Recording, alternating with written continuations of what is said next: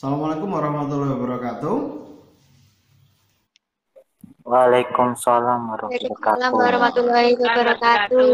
Alhamdulillah pada Wabarakatuh. siang hari ini kita dapat bertemu kembali dengan pembelajaran daring. Silakan untuk disiapkan. Silakan. Untuk memulai kegiatan pada siang hari ini, menurut agama dan kepercayaan kita masing-masing, berdoa mulai.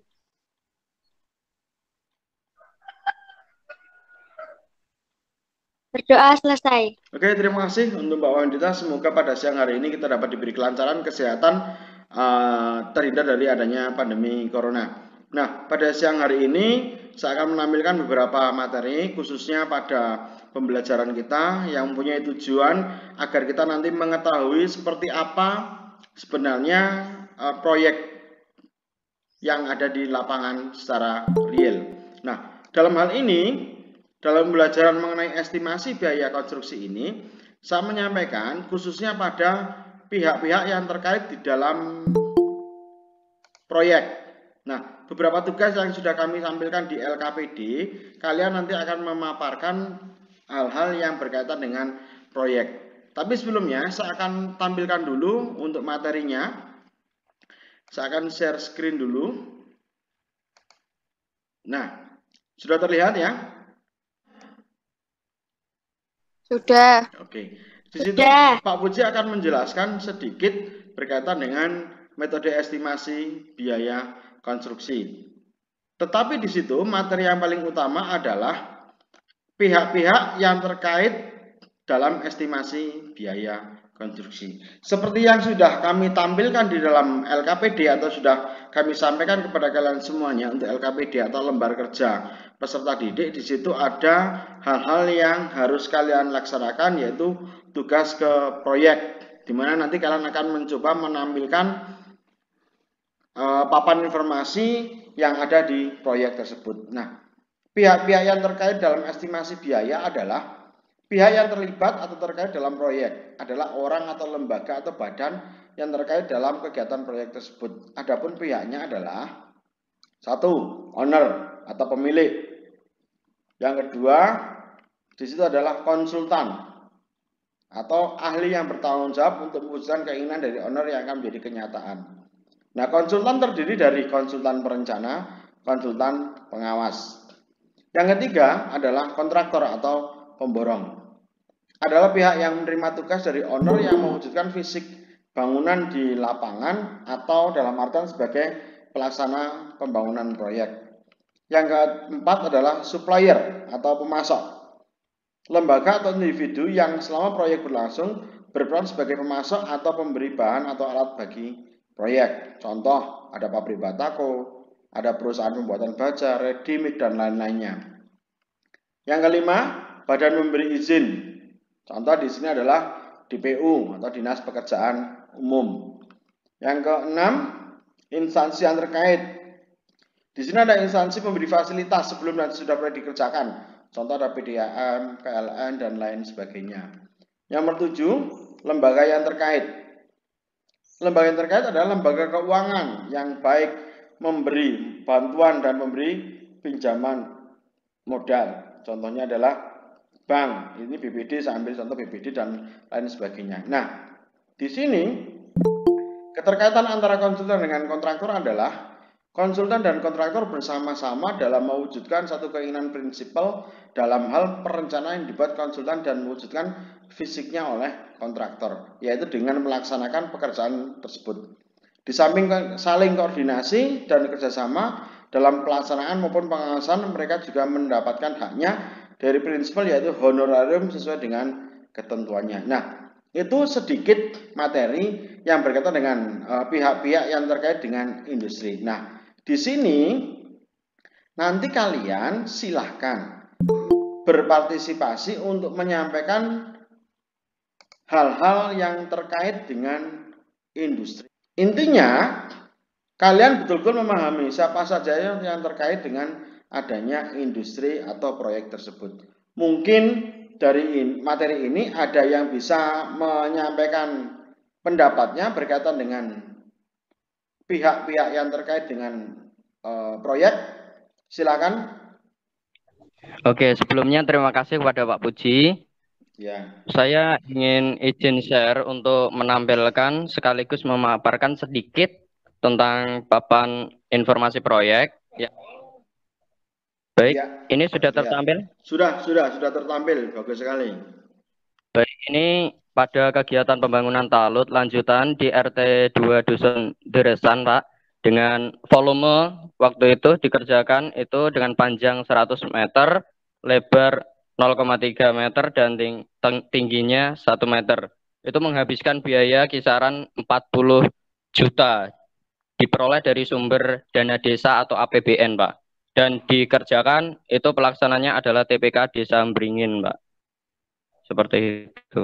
Iya, terima kasih sekali Mas Eko yang sudah ke proyek ya untuk melihat papan informasi berkaitan dengan proyeknya. Itu salah satu bentuk bahwasanya adanya keterkaitan proyek dengan pihak-pihak yang terdapat unsur-unsur proyeknya. Mungkin yang lain ada yang mau mengomentari terlebih dahulu? Ya udah, terima kasih Pak Puji atas waktunya. Jadi Iya. saya mau menceritakan gimana kegiatan dilaksanakan di kantor. Di kantor itu AutoCAD. Iya, terima kasih Mbak Wandita sudah mencoba untuk berbagi pengalamannya di proyek. Mungkin Mas Eko di sana, Mas Eko bisa melihat yang terkait apa saja di industri itu atau unsur-unsur yang terkait dengan estimasinya. Silakan bisa berbagi Mas Eko. Baik Pak, terima kasih. Waktu di tinjauan proyek itu ternyata ada tim Pimpro. Kalau istilahnya itu pimpinan proyek. Di situ ada banyak sekali, kayak ada pelaksana, kemudian mandor, kemudian ada tukang dan kuli, dan lain sebagainya. Di situ saya diberi pemahaman sedikit bahwa beda antara apa ya?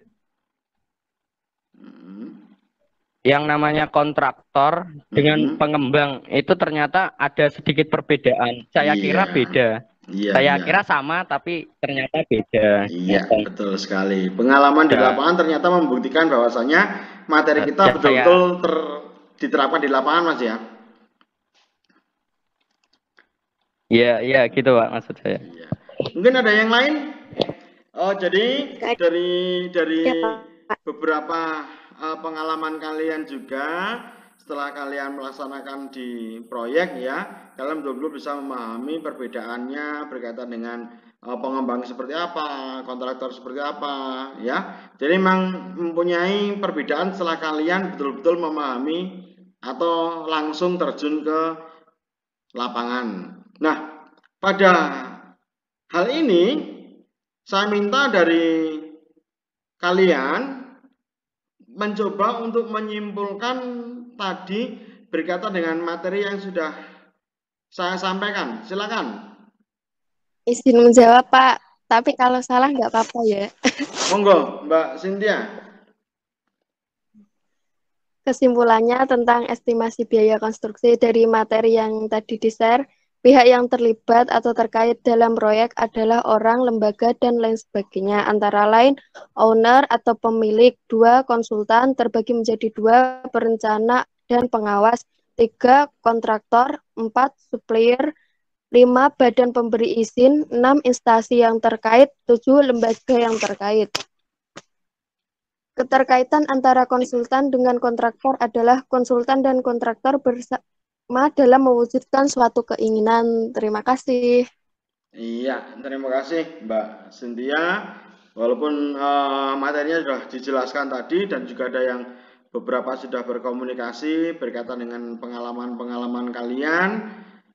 Saya berharap untuk pembelajaran ini tidak hanya putus sampai di sini saja, karena materi ini hanya terbatas. Kalian bisa mengembangkan diri kalian mencari materi-materi yang ada di internet, karena kalian harus memanfaatkan IT untuk kegiatan pembelajaran ini. Nah, untuk LKPD nanti saya akan share screen LKPD atau lembar kerja peserta didik. Nah, dalam LKPD ini nanti bisa kalian kerjakan, nanti akan saya kirim melalui WA grup, di mana kaitannya dengan materi yang sudah saya sampaikan. Nah, tugas yang berkaitan dengan proyek, kalian kemarin sudah melaksanakan, yaitu kunjungan ke industri atau ke proyek, serta pengalaman kalian, dan sudah mengambil dokumentasi yang tadi di industri, ya. Salah satunya adalah tadi mengambil papan informasi tersebut. Nah, LKPD ini nanti akan saya kirim melalui WA grup, ya. Saya kira untuk pertemuan siang hari ini saya cukupkan sekian. Marilah sebelum kita tutup pertemuan hari ini dipimpin berdoa terlebih dahulu, silakan. Untuk mengakhiri kegiatan pada siang hari ini menurut agama dan kepercayaan masing-masing, berdoa mulai.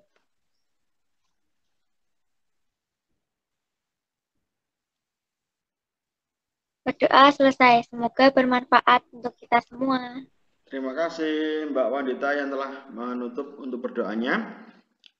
Untuk yang materi-materi berikutnya, nanti kami berharap akan kita gunakan Google Meeting lagi, ya, agar kalian betul-betul paham seperti apa proses pembelajaran menggunakan daring yang memang saat ini mengalami kesulitan, yaitu kendala di kuota dan jaringan. Itu paling utama. Oke, saya ucapkan terima kasih untuk semua sobat-sobat belajarku. Semoga bermanfaat pada siang hari ini. Silakan lanjutkan aktivitas kegiatan kalian. Saya ucapkan sekian, terima kasih. Wassalamualaikum warahmatullahi wabarakatuh. Waalaikumsalam. Waalaikumsalam warahmatullahi wabarakatuh.